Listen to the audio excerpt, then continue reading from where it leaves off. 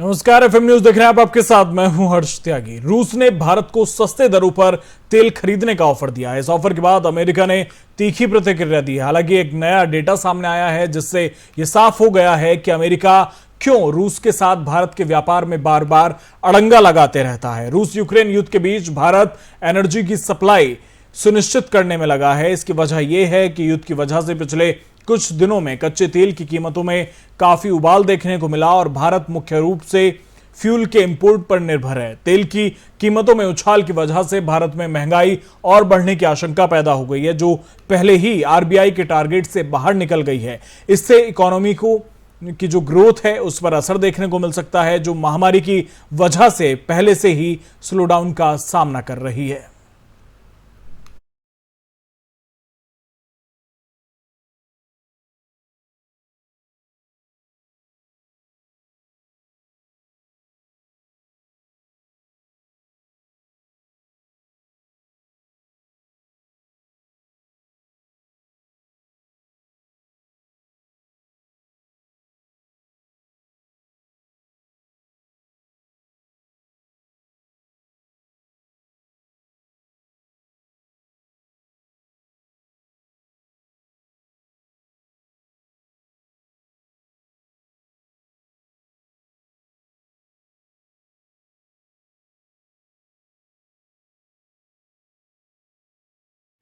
पंजाब के मुख्यमंत्री भगवंत मान की पहली कैबिनेट बैठक चंडीगढ़ में हुई। सूत्रों की माने तो भगवंत मान ने मंत्रिमंडल में 25,000 पदों पर तत्काल भर्ती को मंजूरी दी है और पंजाब के बोर्ड, कॉरपोरेशन और सरकारी दफ्तरों में खाली पड़े पदों को भरा जाएगा।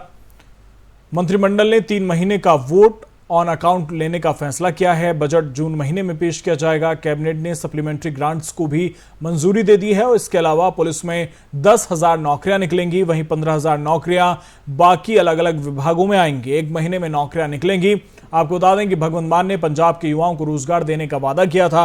पहले ही कैबिनेट में भगवंत मान युवाओं से अपना वादा पूरा कर रहे हैं और इससे पहले मुख्यमंत्री भगवंत मान के नेतृत्व वाले मंत्रिमंडल में एक महिला समेत आम आदमी पार्टी के 10 विधायकों को शामिल किया गया है। मैं तुहाडा अपना भगवंत मान। जदों असीं पंजाब दे विच चोणां दा प्रचार कर रहे सी, लगभग हर स्टेज ते असीं एक गल कहंदे सी कि पंजाब दे लोकां दे चुल्हिਆਂ ਦੀ ਅੱਗ बुझदी ਜਾਂਦੀ है, बेरोज़गारी ਜਿਹੜੀ है ਉਹ बहुत ਵੱਡੇ ਪੱਧਰ ਤੇ फैली हुई है ਤੇ ਨਾਲ ਅਸੀਂ ਵਾਅਦਾ ਕਰਦੇ ਸੀ कि जे ਤੁਸੀਂ ਸਾਡੀ ਸਰਕਾਰ ਬਣਾਓਗੇ, ਆਮ ਆਦਮੀ ਪਾਰਟੀ ਦੀ ਸਰਕਾਰ ਬਣਾਓਗੇ, ਤਾਂ ਸਭ ਤੋਂ ਪਹਿਲੀ ਕੈਬਨਿਟ ਜਿਹੜੀ ਮੀਟਿੰਗ ਹੋਊਗੀ ਉਹਦੇ ਵਿੱਚ ਹਰੇ ਰੰਗ ਦਾ ਪੈਨ ਜਿਹੜਾ ਕਿ ਲੋਕ ਦੇਣਗੇ ਸਾਨੂੰ ਫੈਸਲੇ ਕਰਨ ਵਾਲਾ, ਉਹ ਸਭ ਤੋਂ ਪਹਿਲਾਂ ਬੇਰੁਜ਼ਗਾਰੀ दूर ਕਰਨ ਲਈ ਚੱਲੂਗਾ। ਕਿਉਂਕਿ ਸਾਡੇ ਧੀਆਂ ਪੁੱਤ ਜਿਹੜੇ ਨੇ ਉਹ ਵਿਦੇਸ਼ਾਂ ਵੱਲ ਨੂੰ ਭੱਜ ਰਹੇ ਨੇ ਕਿਉਂਕਿ ਇੱਥੇ ਉਹਨਾਂ ਨੂੰ ਕੁਝ ਨਜ਼ਰ ਨਹੀਂ ਆਉਂਦਾ। ਸੋ ਅੱਜ ਪੰਜਾਬ ਦੀ ਨਵੀਂ ਬਣੀ ਕੈਬਨਿਟ ਦੀ ਪਹਿਲੀ ਮੀਟਿੰਗ ਸੀ ਤੇ ਮੈਨੂੰ ਦੱਸਦਿਆਂ ਤੁਹਾਨੂੰ ਬਹੁਤ ਖੁਸ਼ੀ ਹੋ ਰਹੀ ਹੈ ਕਿ ਪਹਿਲੀ ਮੀਟਿੰਗ ਦੇ ਵਿੱਚ ਹੀ ਅਸੀਂ ਆਪਣਾ ਵਾਅਦਾ ਪੂਰਾ ਕੀਤਾ ਹੈ। ਹਰੇ ਰੰਗ ਦਾ ਉਹ ਪੈਨ ਪੰਜਾਬ ਦੇ ਨੌਜਵਾਨ ਮੁੰਡੇ ਕੁੜੀਆਂ ਉਹਨਾਂ ਦੇ ਹੱਕ 'ਚ ਚੱਲਿਆ। 25,000 ਨੌਕਰੀਆਂ, 25,000 ਸਰਕਾਰੀ ਨੌਕਰੀਆਂ, ਉਹਦਾ ਜਿਹੜਾ ਏਜੰਡਾ ਉਹ ਜਿਹੜਾ ਕੈਬਨਿਟ ਦੇ ਵਿੱਚ ਅੱਜ ਪਾਸ ਹੋਇਆ ਹੈ, ਜਿਹਦੇ ਵਿੱਚ 10,000 ਪੰਜਾਬ ਪੁਲਿਸ ਦੇ ਵਿੱਚ ਨੇ ਅਲੱਗ-ਅਲੱਗ ਅਹੁਦਿਆਂ ਤੇ ਅਤੇ 15,000 ਅਲੱਗ-ਅਲੱਗ ਗੌਰਮੈਂਟ ਦੇ ਡਿਪਾਰਟਮੈਂਟ, ਬੋਰਡ ਤੇ ਕਾਰਪੋਰੇਸ਼ਨਾਂ 'ਚ ਨੇ। ਜਿੰਨੀਆਂ ਵੀ ਨੌਕਰੀਆਂ ਮਿਲਣਗੀਆਂ ਉਹ ਡਿਗਰੀ ਮੁਤਾਬਕ ਮਿਲਣਗੀਆਂ। ਜਿਹੜਾ ਜਿੰਨਾ ਪੜ੍ਹਿਆ ਹੋਇਆ ਹੈ, ਜਿਹਨੇ ਜਿੰਨੀ ਵੱਡੀ ਡਿਗਰੀ ਲਈ ਹੈ ਉਹਨੂੰ ਉੱਡੀ ਵੱਡੀ ਨੌਕਰੀ ਮਿਲੂ। ਕੋਈ ਭੇਦਭਾਵ ਜਾਂ ਕੋਈ ਸਿਫਾਰਿਸ਼ ਜਾਂ ਰਿਸ਼ਵਤ ਨਹੀਂ ਚੱਲੂਗੀ।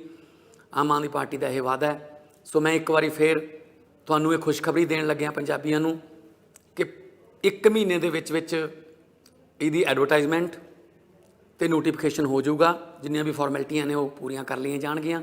25,000 ਸਰਕਾਰੀ ਨੌਕਰੀਆਂ ਕੈਬਨਿਟ ਦੀ ਪਹਿਲੀ ਮੀਟਿੰਗ ਦੇ ਵਿੱਚ ਏਜੰਡਾ ਲੈ ਕੇ ਆਏ ਸੀ, ਉਹ ਪਾਸ ਹੋਇਆ। 10,000 ਪੁਲਿਸ ਦੀਆਂ ਨੇ ਤੇ 15,000 ਸਿਵਲ ਦੀਆਂ, ਡਿਫਰੈਂਟ ਡਿਪਾਰਟਮੈਂਟ। बीजेपी ने अपने 30 एमएलसी उम्मीदवारों की लिस्ट जारी की है। तो चलिए ग्राफिक्स के जरिए आपको बताते हैं कि किस सीट से बीजेपी ने किसे उम्मीदवार बनाया है। तो गोरखपुर की बात करें तो गोरखपुर की महाराजगंज सीट से सीपी चंद को प्रत्याशी बनाया है। रायबरेली सीट से दिनेश प्रताप सिंह, बलिया सीट से रविशंकर सिंह, मुरादाबाद बिजनौर सीट से सत्यपाल सैनी, रामपुर बरेली से कुंवर महाराज सिंह, बदायूं सीट से बागीश पाठक, पीलीभीत शाहजहांपुर से सुधीर गुप्ता, हरदोई से अशोक अग्रवाल, खीरी सीट से अनूप गुप्ता, सीतापुर से पवन सिंह चौहान, लखनऊ उन्नाव से रामचंद्र प्रधान, रायबरेली से दिनेश प्रताप सिंह, प्रतापगढ़ से हरि प्रताप सिंह, बाराबंकी से आनंद कुमार सिंह, बहराइच से प्रज्ञा त्रिपाठी, गोंडा से अवधेश सिंह मंजू, फैजाबाद से हरिओम पांडे, देवरिया से रतनपाल सिंह, आजमगढ़ मऊ से अरुण कुमार यादव, बलिया से रविशंकर सिंह पप्पू प्रत्याशी हैं और गाजीपुर सीट से चंचल सिंह प्रत्याशी हैं। वहीं इलाहाबाद एमएलसी सीट से केपी श्रीवास्तव प्रत्याशी हैं। बांदा हमीरपुर से जितेंद्र सिंह तोमर प्रत्याशी हैं। झांसी जालौन और ललितपुर से रमा निरंजन प्रत्याशी हैं। इटावा फर्रुखाबाद से प्रांशु दत्त द्विवेदी प्रत्याशी हैं और आगरा फिरोजाबाद से विजय शिवहरे प्रत्याशी हैं और मथुरा एटा मैनपुरी से ओम प्रकाश सिंह, अलीगढ़ से ऋषिपाल सिंह, बुलंदशहर से नरेंद्र भाटी प्रत्याशी हैं। मेरठ गाजियाबाद से धर्मेंद्र भारद्वाज प्रत्याशी हैं।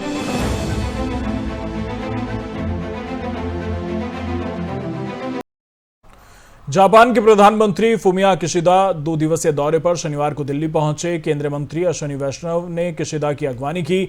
फुमियो ने यहां पीएम मोदी से भी मुलाकात की। इसके अलावा वो 14वें भारत जापान वार्षिक शिखर सम्मेलन में हिस्सा लेंगे। जापान के निकेई अखबार ने बताया कि किशिदा अपनी यात्रा के दौरान भारत में जापानी कंपनियों द्वारा प्रत्यक्ष निवेश बढ़ाने और क्षमता विस्तार की घोषणा कर सकते हैं। प्रधानमंत्री नरेंद्र मोदी के साथ अपनी बैठक के दौरान किशिदा लगभग 300 अरब येन के ऋण पर सहमति जता सकते हैं। रिपोर्ट में कहा गया है कि दोनों पक्षों के बीच कार्बन कटौती से संबंधित ऊर्जा सहयोग दस्तावेज पर हस्ताक्षर होने की उम्मीद है। किशिदा भारत में 5,000 अरब येन यानी कि 42 अरब अमेरिकी डॉलर के निवेश की घोषणा भी कर सकते हैं।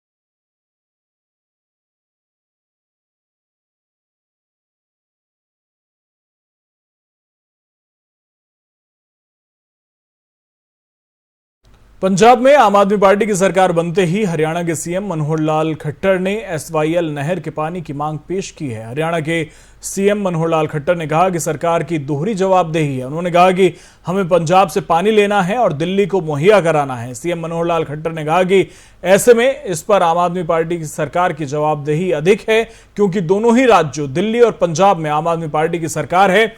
इस दौरान सीएम खट्टर ने दिल्ली के मुख्यमंत्री अरविंद केजरीवाल पर भी निशाना साधा। मनोहर लाल खट्टर ने कहा कि मैं आपके हरियाणा आने को लेकर चिंतित नहीं हूं। हरियाणा की तुलना में दिल्ली छोटी है। दिल्ली में करीब 1100 स्कूल हैं और लेकिन हरियाणा में 15,000 सरकारी स्कूल हैं। वहीं वहां की खेती योग्य भूमि हरियाणा की तुलना में बेहद कम है, क्योंकि हरियाणा में 80 लाख एकड़ कृषि भूमि है और इसी तरह अलग अलग क्षेत्रों की अलग अलग स्थितियां हैं। इसलिए दिल्ली की तुलना हरियाणा से नहीं की जा सकती, लेकिन हरियाणा की तुलना पंजाब से जरूर की जा सकती है। इस समय मुझे इस बात की अधिक चिंता है कि वे पंजाब को कैसे मैनेज करते हैं।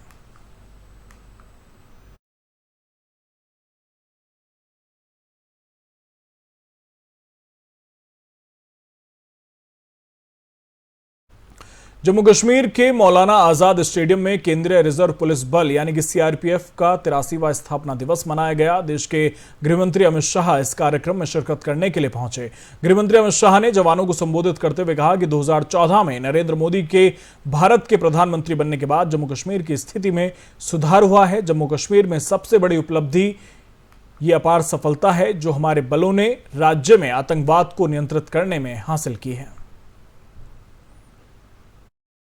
चाहे कश्मीर के सीआरपीएफ के लिए और देश की सुरक्षा के लिए जुड़े हुए सभी संगठनों के लिए बहुत हर्ष का विषय है कि आज सीआरपीएफ अपनी 83वीं वर्षगांठ मना रहा है। इस अवसर पर देश भर में देश की सुरक्षा और आंतरिक सलामती का काम करते हुए फैले हुए लाखों सीआरपीएफ के सभी जवानों को मैं हृदय से बधाई भी देता हूं और बहुत शुभकामनाएं भी देता हूं। मित्रों, भारत सरकार ने एक निर्णय अभी किया है कि सभी सीएपीएफ उसका वार्षिक परेड देश के अलग अलग हिस्सों में मनाया जाएगा। इसके पीछे उद्देश्य यह है कि देश की सुरक्षा, सीमाओं की सुरक्षा और आंतरिक सुरक्षा में लगे हुए सभी सीएपीएफ संगठन अलग अलग हिस्सों में जाकर देश की जनता से आत्मीय संबंध बनाए और देश की संस्कृति के साथ घुल मिलकर अपने आप को सदैव ड्यूटी के लिए समर्पित करें। इसी कार्यक्रम के तहत आज सीआरपीएफ की वार्षिक परेड ऐतिहासिक शहर जम्मू में आयोजित की गई है। आज मैं जम्मू में आया हूं। ये ऐतिहासिक नगर में मेरी बात की शुरुआत करने से पहले सबसे पहले मां वैष्णो देवी को प्रणाम कर मैं मेरी बात की शुरुआत करना चाहता हूं। ये यही भूमि है जहां पंडित प्रेमनाथ डोगरा ने और श्यामा प्रसाद मुखर्जी ने कश्मीर को भारत का अटूट हिस्सा बताते हुए एक देश में दो प्रधान, दो निशान और दो विधान नहीं चलेंगे, इसका आंदोलन किया था। और हमारे देश के नेता श्यामा प्रसाद मुखर्जी का बलिदान भी इसी धरती पर इसी आंदोलन को करते करते हुआ था। आज मुझे आनंद है कि मोदी जी के नेतृत्व में श्यामा प्रसाद मुखर्जी और पंडित प्रेमनाथ डोगरा दोनों के स्वप्न आज पूरे हुए हैं और आज एक निशान, एक विधान और एक प्रधान का स्वप्न पूरा हुआ है। मित्रों, आज सीआरपीएफ के स्थापना दिन पर 2340 सीआरपीएफ के जो बलिदानियों ने बलिदान दिया है स्थापना से लेकर आज तक, और देश की सीमाओं की सुरक्षा करते हुए, बाद में देश की आंतरिक सुरक्षा करते हुए, नक्सलवाद, आतंकवाद के खिलाफ लड़ते हुए, कौमी दंगों को निपटते हुए, वो सभी सीआरपीएफ के जवानों को आज मैं देश की जनता की ओर से बहुत विनम्र श्रद्धांजलि भी देना चाहता हूं और उनके परिवारों के बलिदान को देश की जनता हमेशा हमेशा के लिए याद रखेगी। और देश का इतिहास जब भी लिखा जाएगा, ये 2340 बलिदानी, उनका बलिदान सुवर्ण अक्षर से लिखा जाएगा। इसका आश्वासन मैं उनके परिवारजनों को देना चाहता हूं। आज जिनको अपने उत्कृष्ट प्रदर्शन के लिए अलग अलग प्रकार के अवार्ड मिले हैं, उनको मैं हृदय से बधाई देना चाहता हूं और जिनको मरणोपरांत अवार्ड मिले हैं, वो परिवारजनों को मैं कहना चाहता हूं कि आपके बेटे के, आपके पति के, आपके भाई की शहादत कभी विफल नहीं जाएगी। ये देश युगों युगों तक उनकी शहादत को याद रखेगा। मित्रों, सीआरपीएफ ने एक जो परंपरा खड़ी की है, अपने आप का विचार करे बगैर देश का विचार करना, देश की सुरक्षा का विचार करना, ये परंपरा को मुझे विश्वास है सीआरपीएफ के सभी जवान आगे ले। उत्तर प्रदेश में बीजेपी ने इतिहास रचते हुए दोबारा से सत्ता में आने की तैयारी शुरू कर दी है। आपको बता दें कि सूत्रों की अगर माने तो 25 मार्च को उत्तर प्रदेश के सीएम योगी आदित्यनाथ दोबारा से शपथ लेंगे। योगी आदित्यनाथ के शपथ ग्रहण समारोह के कार्यक्रम की तारीख भी सामने आ रही है। खबरों की अगर माने तो 25 मार्च को शपथ ग्रहण किया जाएगा और शाम 4 बजे ये शपथ ग्रहण होगा। 5 साल के सफल कार्यकाल के बाद यूपी की सत्ता में वापसी कर पार्टी के लिए 37 साल पुराना मिथक तोड़कर इतिहास रचने वाले सीएम योगी आदित्यनाथ के नेतृत्व में बीजेपी सरकार का दूसरा शपथ ग्रहण समारोह 25 मार्च को शहीद पद स्थित इकाना स्टेडियम में होने की खबर है और इसमें तमाम दिग्गज पहुंचेंगे। प्रधानमंत्री नरेंद्र मोदी, गृहमंत्री अमित शाह, रक्षा मंत्री राजनाथ सिंह इस शपथ ग्रहण में शामिल रहेंगे। वहीं खबरों की माने तो जो विपक्ष के दिग्गज नेता हैं, सोनिया गांधी, राहुल गांधी, प्रियंका गांधी, अखिलेश यादव, तमाम दिग्गजों को भी न्योता दिया जाएगा।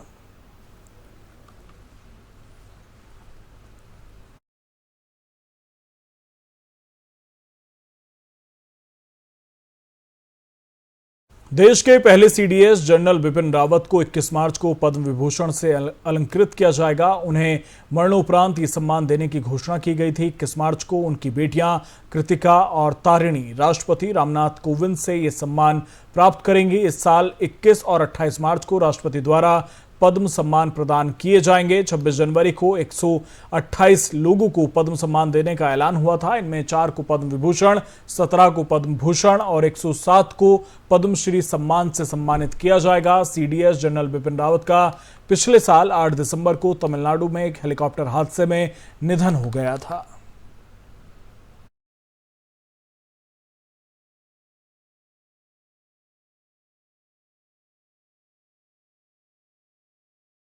बीसीसीआई के सचिव जय शाह न सिर्फ भारतीय क्रिकेट में अपने कद को मजबूत कर चुके हैं, बल्कि एशियाई क्रिकेट में भी उनका कद बेहद ऊंचा हो चुका है। और यही कारण है कि भारतीय बोर्ड के सचिव जय शाह का एशियन क्रिकेट काउंसिल के अध्यक्ष के तौर पर कार्यकाल बढ़ा दिया गया है। पिछले साल ही एसीसी की कमान संभालने वाले जय शाह अब 1 साल और इस पद पर रहेंगे। ये फैसला शनिवार 19 मार्च को एसीसी की वार्षिक बैठक में लिया गया। शाह इस पद पर 2024 की वार्षिक आम बैठक तक रहेंगे, जिसमें नए अध्यक्ष का चयन किया जाएगा। श्रीलंका की राजधानी कोलंबो में शनिवार को हुई एशियन काउंसिल की एजीएम में सर्वसम्मति से शाह का कार्यकाल बढ़ाने का फैसला लिया गया है।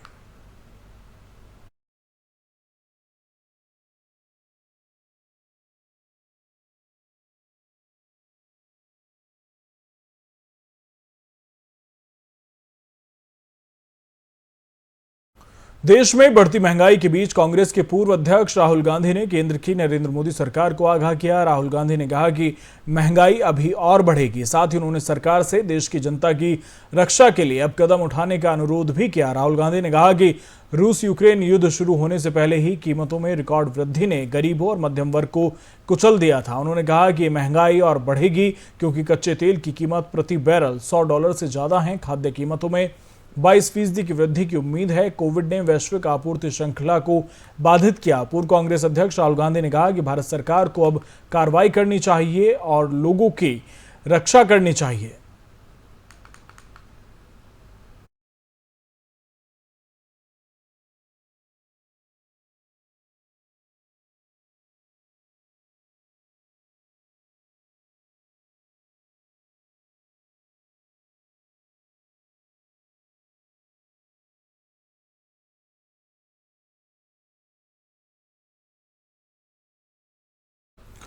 टाटा ग्रुप बहुत जल्द अपना यूपीआई ऐप लॉन्च करने वाला है। फोन पे और गूगल पे की तरह टाटा ग्रुप के यूपीआई को भी आसानी से मोबाइल से इस्तेमाल किया जा सकेगा। टाटा ग्रुप ने इसकी तैयारी तेज कर दी है। बहुत जल्द इसका आधिकारिक ऐलान हो सकता है। माना जा रहा है कि टाटा ग्रुप की इस तैयारी और लॉन्चिंग से फोन पे, गूगल पे, अमेजॉन पे और पेटीएम को बड़ी टक्कर मिल सकती है। टाटा की इस तैयारी के बारे में कई मीडिया रिपोर्ट्स में जानकारी दी गई है। रिपोर्ट के मुताबिक Tata group national payments corporation of India यानी कि एनपीसीआई से क्लियरेंस मिलने के इंतजार में है और एनपीसीआई से क्लियरेंस मिलते ही Tata group third party payment service provider के तौर पर यूपीआई की सेवा शुरू करेगा। आपको बता दें कि यूपीआई ऐप लॉन्च करने का जिम्मा टाटा डिजिटल के पास है, जो कंपनी का डिजिटल कॉमर्स यूनिट है।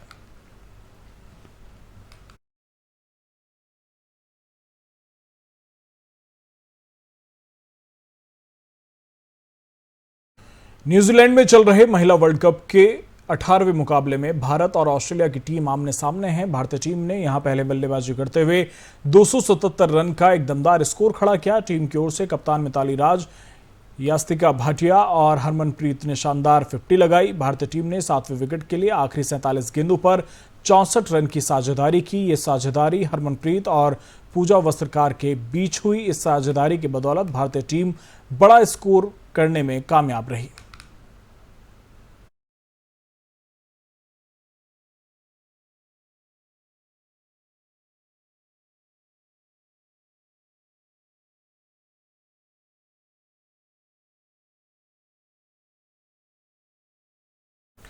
कर्नाटक के तुमकुर जिले के पावागढ़ के पास एक बस के पलटने से 8 लोगों की मौत हो गई और छात्रों सहित 20 से ज्यादा लोग गंभीर रूप से घायल हो गए हैं। मौके पर पहुंची पुलिस ने बताया कि जांच से पता चला है कि चालक द्वारा वाहन पर नियंत्रण खो देने के बाद 60 यात्रियों को ले जा रही बस पलट गई। पुलिस अधिकारियों ने कहा कि 20 घायलों में से 8 को गंभीर हालत में अस्पताल में भर्ती कराया। वहीं बीते सप्ताह ही राज्य के कलबुर्गी में भी सड़क हादसा हुआ था, जहां बलुरागी के पास एक कार पेड़ से टकरा गई थी। उस दौरान 5 लोगों की मौत हुई थी। पुलिस ने जानकारी दी कि हादसे में जान गंवाने वालों की पहचान बाबा साहेब, छाया, कोमल, रानी और अनव के रूप में हुई और सभी मृतक महाराष्ट्र के अहमदनगर के रहने वाले थे।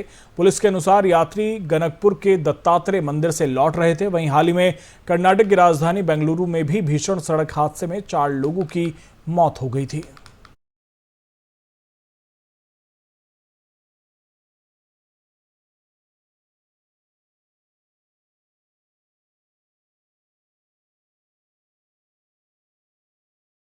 ऑस्ट्रेलिया के स्टार ऑलराउंडर ग्लेन मैक्सवेल ने इंडियन प्रीमियर लीग के शुरू होने से पहले ही एक खुशखबरी सुनाई।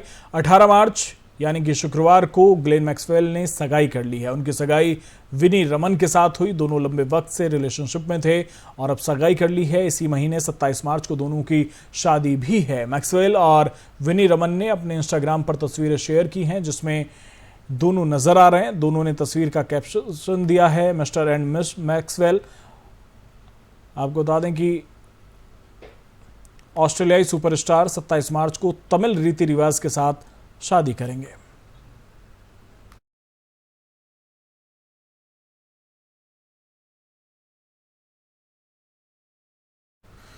फिलहाल मेरे साथ इतना ही। बने रहिए एफएम न्यूज के साथ। नमस्कार।